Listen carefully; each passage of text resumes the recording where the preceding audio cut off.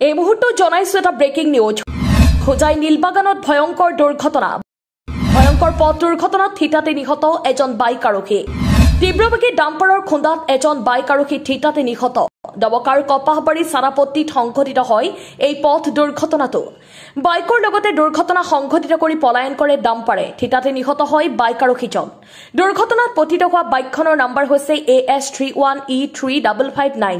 ঘটনাস্থলীৰ পৰা পলায়ন ডাম্পাৰ এতিয়ালৈকে কোনো পৰিচয় উদ্ধাৰ হোৱা নাই নিহত হোৱা লোকজনৰ মৃতদেহ উদ্ধাৰ কৰি তদন্ত অব্যাহত ৰাখিছে আৰক্ষীয়ে এই মুহূৰ্তে জনাইছো এটা ব্ৰেকিং নিউজ হোজাই নীলবাগানত ভয়ংকৰ পথ দুৰ্ঘটনাত থিতাতে নিহত এজন বাইক আৰোহী তীব্ৰবেগী ডাম্পাৰৰ খুন্দাত এজন বাইক আৰোহী থিতাতে নিহত দবকাৰ কপাহবাৰী চাৰাপট্টিত সংঘটিত হয় এই পথ দুৰ্ঘটনাটো বাইকৰ লগতে দুৰ্ঘটনা সংঘটিত কৰি পলায়ন কৰে ডাম্পাৰে থিতাতে নিহত হয় বাইক আৰোহীজন দুৰ্ঘটনাত পতিত হোৱা বাইকখনৰ নম্বৰ হৈছে AS31E3559 ঘটনাস্থলীৰ পৰা পলায়ন ডাম্পাৰ এতিয়ালৈকে কোনো পৰিচয় উদ্ধাৰ হোৱা নাই নিহত হোৱা লোকজনৰ মৃতদেহ উদ্ধাৰ কৰি তদন্ত অব্যাহত ৰাখিছে আৰক্ষীয়ে